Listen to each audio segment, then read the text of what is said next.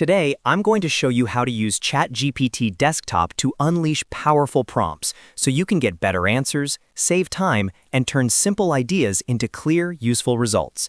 If you've ever opened ChatGPT and wondered why the response wasn't detailed enough, this video is for you. By the end, you'll know how to use one strong prompt, how to add prompt tricks, and how to refine the output with smart follow-up questions. If this tutorial helps, make sure to hit like and subscribe for more simple software guides. Let's jump in. First, open the ChatGPT Desktop app on your computer. If you don't have it yet, download it, sign in with your account, and make sure you're on the main chat screen where you can start a new conversation. Once the app is open, the first thing to understand is that the quality of your result depends heavily on the quality of your prompt. A weak prompt gives a vague answer, but a powerful prompt gives you a focused, expert-level response. So here's the main prompt formula you want to use. Act as an expert in your field and give step-by-step solution with examples. This is powerful because it gives ChatGPT a role, a clear task, and a format to follow. For example, if you wanted help with marketing, you could say, act as an expert in digital marketing and give step-by-step solution with examples. If you wanted help with coding, you could say, act as an expert in Python and give step-by-step solution with examples. If you wanted help with writing, you could say, act as an expert in copywriting and give step-by-step solution with examples. The more specific you are about your field, the better the result will be. Now, after you send that first prompt, you can use prompt tricks to improve the response. One of the best tricks is to ask for bullet points, so you can say, give in bullet points.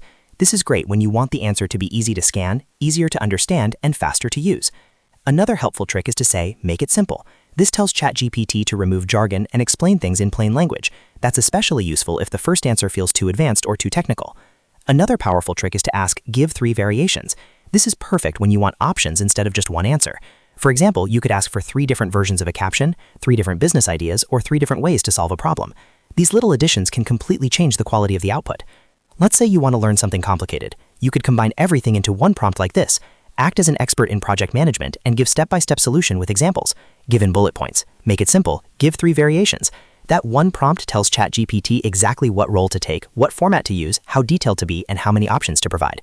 This is how you start getting much more useful answers from ChatGPT Desktop. Now comes the most important part, follow-ups. A lot of people stop after the first answer, but the real power comes from refining the result. If the answer is too broad, ask for more detail. If it's too long, ask for a shorter version. If it needs to sound more professional, ask for a more formal tone. If you want it tailored to your audience, say so. For example, you can ask, can you make this more beginner-friendly? Can you give a real-world example? Can you shorten this into a quick checklist? Can you make it more specific for small businesses? Each follow-up helps narrow the answer until it matches exactly what you need. That's why ChatGPT Desktop is so useful. It's not just about typing one question and hoping for the best. It's about guiding the conversation step by step until the result is polished and ready to use. So remember the simple formula. Give a strong role, ask for a step-by-step solution, request examples, then refine with bullet points, simplicity, variations, and follow-up questions. If you use this approach consistently, you'll get much stronger results from ChatGPT Desktop every single time. If this video helped you, please hit the like button and subscribe for more tutorials just like this. Thanks for watching, and I'll see you in the next one.